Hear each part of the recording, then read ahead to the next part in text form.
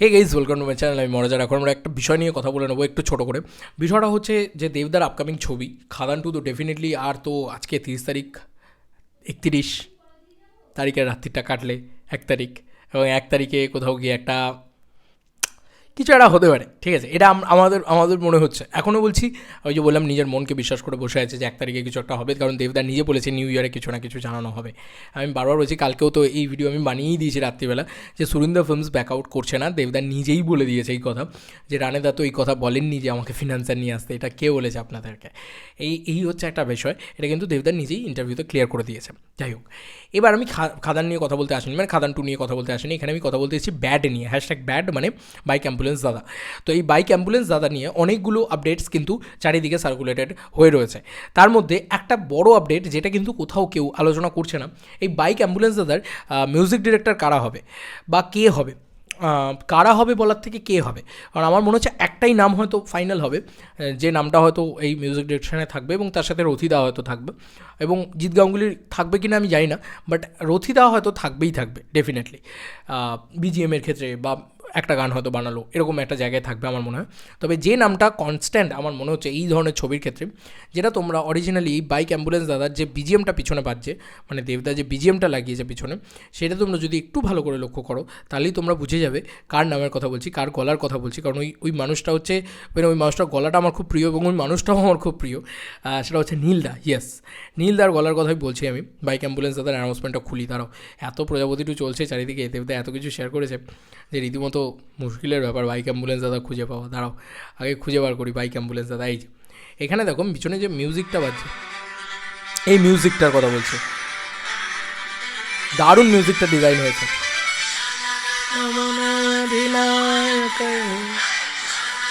হ্যাঁ, এটা হেভি করেছে, কমার্শিয়াল ভাইস দিয়েছে।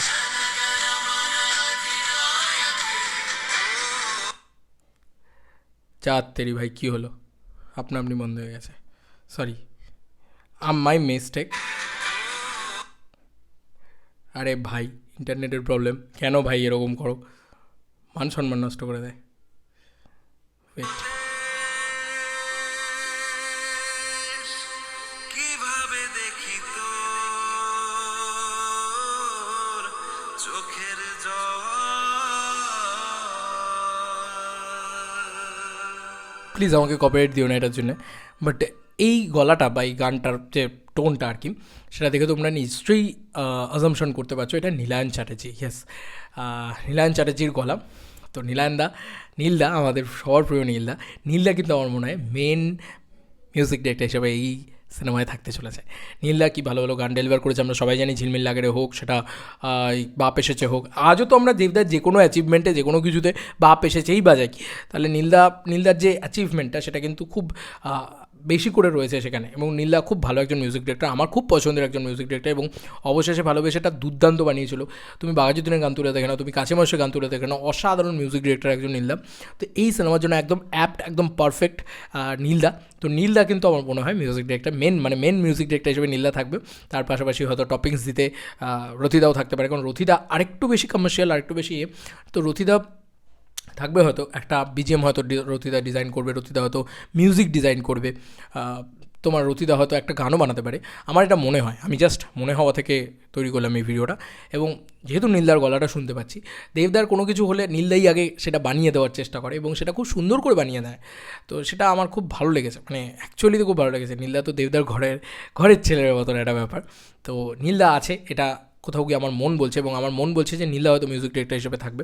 আমি যদি ভুল হই, পরে যদি রেকটিফাই করিয়ে দেওয়া হয়, বা পরে যদি বলা হয় যে না না নীলদা তো থাকছে না, অন্য কেউ থাকছে, সেটা যখন জানতে পারবো ডেফিনেটলি সেটা নিয়ে আলোচনা করব। তবে আপাতত মিউজিক ডিরেক্টর হিসেবে কিন্তু নীলদাকে আমরা মানে পাবো আর কি। এছাড়াও আরও কিছু আপডেটস আছে, সেগুলো দিয়ে দিচ্ছি। আচ্ছা, সাংবাদিক যেখানে দেবদাকে জিজ্ঞেস করেছে যে কবে থেকে শ্যুট শুরু হবে বাইক অ্যাম্বুলেন্স দাদা মানে ব্যাডের, সেখানে দেবদা কিন্তু পরিষ্কারভাবে এই কথাটা বলে দিয়েছে, সেটা তোমরা শুনে নাও। তোমার পরিচয় করিমুল্লাহকে নিয়ে বলো। শুটটা আমাদের এখন স্ক্রিপ্টে কাজ চলছে, আশা করি ফেব্রুয়ারি মার্চ থেকে শুরু করে দেবো আমরা। এবং করিম ভাই লেজেন্ড, মানে উনি, ওনার যে অবদান শুধু বাংলার প্রতি নয়, ভারত দেশের প্রতি। তো আমি অনেকদিন ধরে ভাবছিলাম, যেহেতু ওনার রাইটসটা বম্বে থেকে নিয়ে রেখেছিল, এবং তারপর বম্বে থেকে আমার সাথে আলোচনা হয়, তারপর আমার করিম ভাইয়ের সঙ্গে ফোনে কথা হয়, ধীরে কাছে অ্যাপ্রোচ করেন, কারণ আমি তো প্রথমেই হ্যাঁ বলি এবং ওনার সাথে কথা বলি।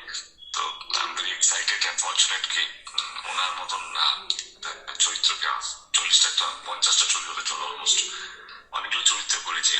কিন্তু আমার মনে হয় ওনার লাইফটাকে সিনেমার মাধ্যমে দেখানো এটা একটা বড় গর্বের ব্যাপার, কারণ একজন মানুষ যে বাংলায় থাকে এবং এত বড় অবদান, সেটা শুধু বাংলা ওটা প্রত্যেকটা মানুষ জানুক, ভারতবর্ষে ভারতবর্ষের বাইরে।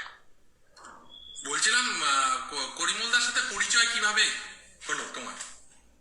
একটা উত্তর ফোনে কথা হলো, আমাদের প্রথমবার ভিডিও কলেই কথা হলো আমার ওনার সাথে। তারপরে আরেকবার ফোনে কথা হলো, তারপর উনি আমার এসছিলাম এখানে কলকাতায় এসেছেন। তারপরে অনেকক্ষণ আমরা আড্ডা মারলাম, অনেকক্ষণ কথা বললাম, ওনাকে জানলাম, বুঝলাম, গল্প শুনলাম, ওনার অবদান শুনলাম, কিভাবে উনি শুরু করলেন আর এখনো উনি যেভাবে প্রয়াস চালিয়ে যাচ্ছেন, তো সেভাবেই আমাদের আলাপ।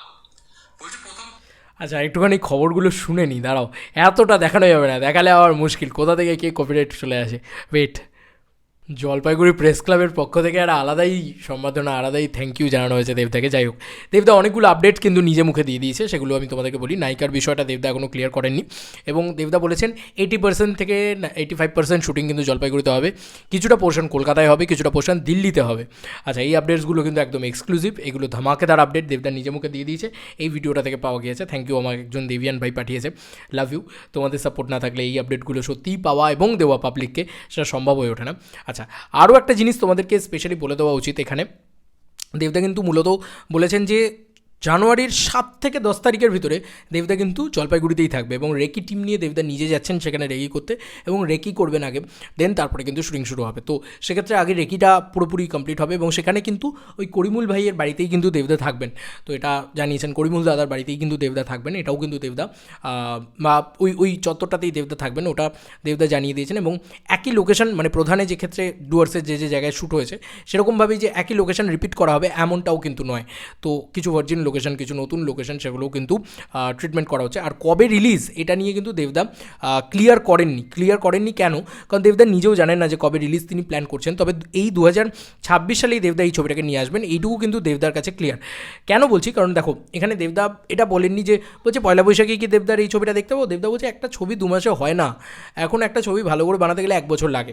তো দেবদা চাইছেন ভালো করে স্ক্রিপ্টিংটাকে আগে ভালো করে করতে, শুটিংটাকে ভালো করে করতে, তারপরে প্রসেস থাকে, ডাবিং থাকে, এডিট থাকে, সব কিছু সুন্দর করে দেবদা ছবিটাকে তৈরি করতে চাইছেন মন দিয়ে। কবে রিলিজ করবেন সেটা কিন্তু তার এখন মূল টার্গেট নয়। তো আমার মনে হয় 15ই আগস্ট ডেটটা হচ্ছে বেস্ট ডেট হবে, আর দেবদা হয়তো ওই ডেটটাতেই নিয়ে যাবেন, যেহেতু পিছনে গানটা ওই সুজলাং সুফলাং ওই ভাইবসটা পাওয়া যাচ্ছে, বা ওই একটা মানে জানাগানা মানা ভাইবসটা দেওয়া আছে, একটা হয় না যে একটা প্যাট্রিয়টিজম ব্যাপার রয়েছে।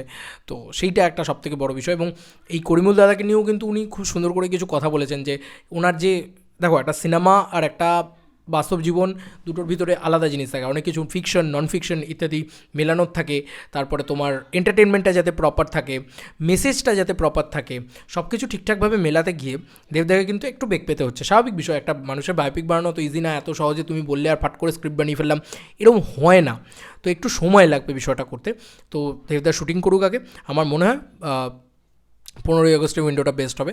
তবে এখন অবধি দেবদা সেটা কিন্তু কোথাও জানায়নি যে কবে রিলিজ করবে। তবে 2026-এ যে রিলিজ করবে এটুকু দেবদা কনফার্ম করে দিয়েছে। দেখা যাক দুর্গাপুজো নাহলে ক্রিসমাস বলছি, দুর্গাপুজো নাহলে 15ই আগস্ট, এই দুটো টাইমের ভিতরে যে কোনো একটা টাইমে হয়তো দেবদা রিলিজ করবেন। এবার তোমাদের কার কি মতামত, এই এতগুলো এক্সক্লুসিভ আপডেট পেয়ে জানিও কমেন্ট সেকশন। চলো বন্ধুরা, নতুন কোনো ভিডিওতে দেখা হবে, বাই বাই।